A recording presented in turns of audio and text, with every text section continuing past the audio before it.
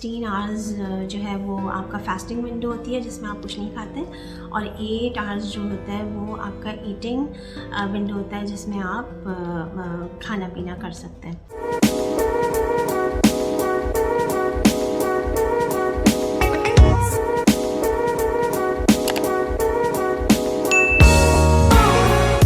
अस्सलाम वालेकुम, welcome back to my channel. अच्छा जी, आज का हमारा टॉपिक है इंटरमिटेंट फास्टिंग, और इंटरमिटेंट फास्टिंग से कैसे आप अपना वेट लॉस कर सकते हैं, ये सारा डिटेल हम आज जो है वो वीडियो में डिस्कस करेंगे। इसमें ये है कि सबसे पहले हम इसके इंटरमिटेंट फास्टिंग के बेनिफिट्स जो है वो डिस्कस कर लेते हैं। पॉजिटिव बात से स्टार्ट करते हैं।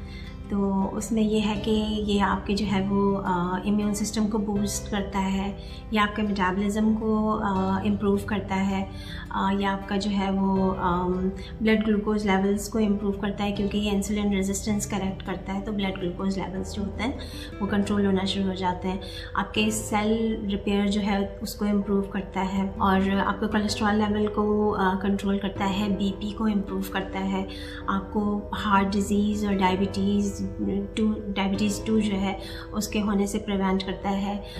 एंटी एजिंग है, तो आपकी स्किन जो होती है वो बहुत ज़्यादा क्लियर और इम्प्रूव होना शुरू हो जाती है डे बाय डे। और न्यूरोलॉजिकल डिज़ॉर्डर्स जो होते हैं उनको होने से भी ये प्रिवेंट करता है। और इसके मल्टीपल बेनिफिट्स हैं। फैटी लिवर होने से प्रिवेंट करता है, और हार्मोनल इश्यूज़ जिन लोगों को हो रहे होते हैं वो भी, अगर आप जो है वो कंसिस्टेंसी के साथ इसको फॉलो करते हैं तो वो भी करेक्ट होना शुरू हो जाते हैं हार्मोनल इश्यूज़। अच्छा जी, बेनिफिट्स के बाद हम आ जाते हैं कि इंटरमिटेंट फास्टिंग को हम डिफ़ाइन कैसे करेंगे। इंटरमिटेंट फास्टिंग में ये है कि 2 विंडोज़ होती हैं, एक ईटिंग विंडो होती है और एक फास्टिंग विंडो होती है। ईटिंग विंडो होती है जिसमें आप खाते हैं, और फास्टिंग विंडो में आपने कुछ नहीं खाना होता है, आप फास्ट करते हैं, आपको भूखा रहना होता है। और उसके जो है वो वैसे तो मल्टीपल तरीके हैं, लेकिन जो ईजीएस्ट हैं, जो कॉमन है, वो मैं आपके साथ डिस्कस करूँगी। जो स्टैंडर्ड मेथड है इसका वो है 16 to 8, और 16 to 8 में ये है कि आप जो है वो 16 आवर्स जो है वो आपका फास्टिंग विंडो होती है जिसमें आप कुछ नहीं खाते, और 8 आवर्स जो होता है वो आपका ईटिंग विंडो होता है जिसमें आप खाना पीना कर सकते हैं। लेकिन मैं ये कहूँगी कि एकदम से जंप नहीं करना चाहिए। 16 to 8 पे जो है वो आप एकदम से जंप ना करें, आप ग्रेजुअली इसको जो है वो लेके चलें, ग्रेजुअली फॉलो करें, तो आप जो है वो आहिस्ता आहिस्ता इसका टाइम ड्यूरेशन बढ़ाते जाएंगे और आपको प्रॉब्लम भी नहीं होगी, और आपको जो है वो बेनिफिट्स भी मिलेंगे। जैसे मैंने अपना वेट स्टक वाली वीडियो में जिक्र किया था कि जब मेरा वेट स्टक हो गया था और मैंने इंटरमिटेंट फास्टिंग की थी, तो 12 to 12 वाला पैटर्न फॉलो किया था मैंने, तो उससे ही जो है वो मुझे बहुत ज़्यादा बेनिफिट्स मिले, तो मुझे ज़्यादा उसका ड्यूरेशन बढ़ाना ही नहीं पड़ा। और उसके बाद अब तो आदत हो गई मुझे कि मैं कंफर्टेबली मैं इसको फॉलो करती हूँ, मुझे इसमें कोई प्रॉब्लम नहीं होती है। बहुत ही ईजी और कॉमन वे है इंटरमिटेंट फास्टिंग का। अच्छा जी, दूसरा ये है कि 14 to 10 है, 12 to 12 है, और 14 to 10 है, 16 to 8 है, और 5 to 2 है। तो 12 तो मैंने आपको बता दिया कि अगर आप जो है रात में जैसे 8 बजे तक आप जो है वो अपना डिनर कंप्लीट कर लेते हैं, तो सुबह 8 बजे के करीब जो है वो आप अपना ब्रेकफास्ट कर लीजिए। ये हो गई 12 to 12 विंडो, ये हो गया आपका 12 to 12 पैटर्न। अच्छा, उसके बाद जो है वो कुछ अरसे अगर आप इसे करके आप अपना टाइम ड्यूरेशन बढ़ाना चाह रहे हैं, तो आप इसको 14 to 10 कर लें। जैसे आप 8 PM अपना डिनर ले रहे थे, तो आप 6 PM अपना डिनर ले लीजिए, 2 घंटे पहले कर लीजिए, तो वो आपकी जो है वो 10 आवर्स की विंडो हो जाएगी ईटिंग विंडो, और 14 आवर्स का जो है वो आपकी फास्टिंग विंडो हो जाएगी। और इसके अलावा भी अगर आपको ज़्यादा जो है वो बेनिफिट्स लेने हैं इसके, और अगर आप इसका टाइम ड्यूरेशन ज़्यादा बढ़ाना चाह रहे हैं, तो फिर आप इसको 2 वीक्स के बाद, यानी 2 to 3 वीक्स पे आपने 12 आवर्स का कर लिया, फिर थोड़ा सा ड्यूरेशन बढ़ा लिया, फिर आप जो है वो 16 to 8 पे भी जा सकते हैं। तो और दूसरा जो 5-2 है, जो कि 5:2 का ये है कि जो हमारे प्रॉफिट मोहम्मद सल्लल्लाहु अलैहि वसल्लम जो हैं वो भी ये पैटर्न फॉलो करते थे कि वो वीक में जो है वो थर्सडेज़ को और मंडेज़ को वो रोज़ा रखते थे। तो अगर हम इसको भी अपनी लाइफ में प्रैक्टिस करते हैं तो इसके भी बहुत ज़्यादा बेनिफिट्स हैं।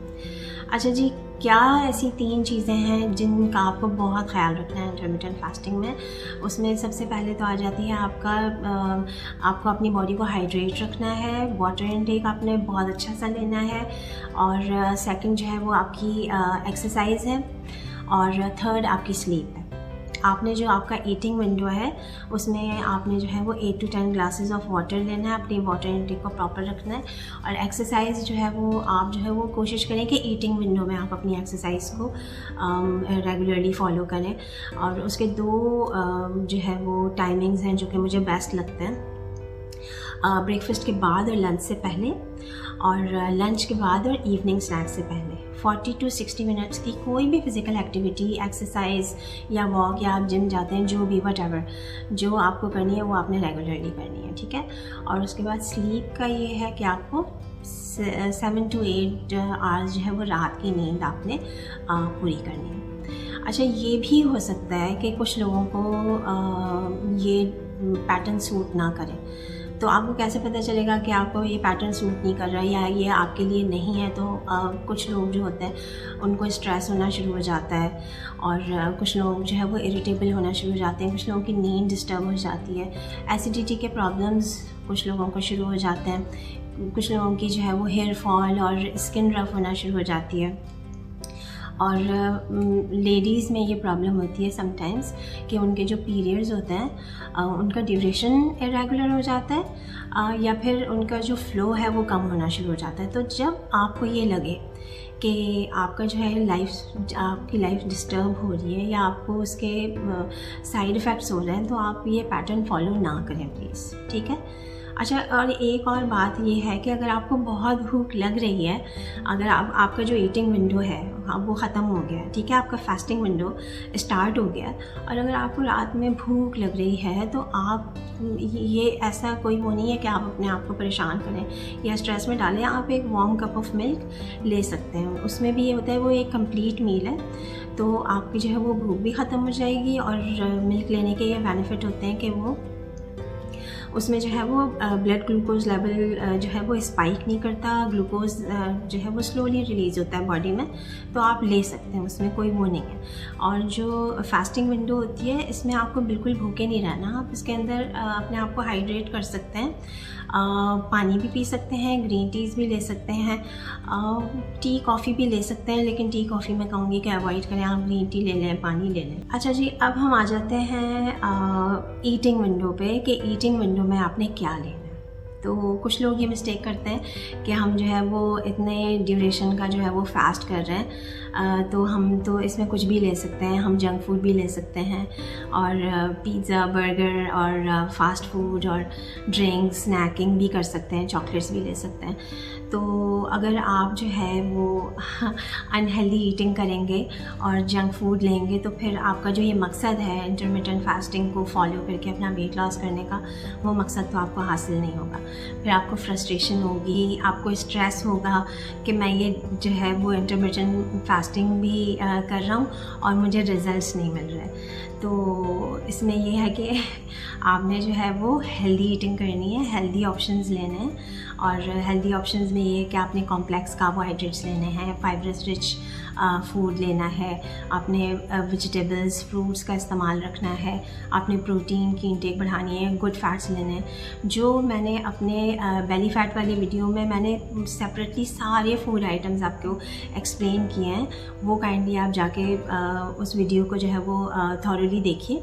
उसमें जितने फूड इंग्रेडिएंट्स हैं वो आप इस डाइट में अपनी शामिल करके अपना जो है वो उन सब चीज़ों को अगर आप शामिल करेंगे तो उससे आपको ज़रूर आपका जो है वो बेनिफिट्स मिलेंगे, आपका वेट लॉस होगा। तो आई थिंक मैंने जो है वो पूरा आपको एक्सप्लेन कर दिया है कि इंटरमिटेंट फास्टिंग को कैसे आप फॉलो करके और कौन सा जो है वो ड्यूरेशन फॉलो करके आहिस्ता आहिस्ता आप उसका टाइम ड्यूरेशन बढ़ा के आपको बेनिफिट्स मिल सकते हैं, आपका वेट लॉस हो सकता है। तो इसके अलावा भी अगर आपको कोई कन्फ्यूजन है, कोई क्वेरीज़ हैं, तो आप काइंडली कमेंट सेक्शन में जो है वो मैसेजेस कीजिएगा।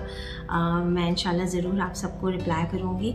और इसमें ये है कि सबके साथ शेयर करें ये वीडियो, ताकि ज़्यादा से ज़्यादा लोगों को फ़ायदा हो। और मिलते हैं इंशाल्लाह फिर नेक्स्ट वीडियो में एक और अच्छे टॉपिक के साथ। तब तक के लिए मुझे इजाज़त दें, मुझे दुआ में याद रखिएगा। God bless you all. Bye bye.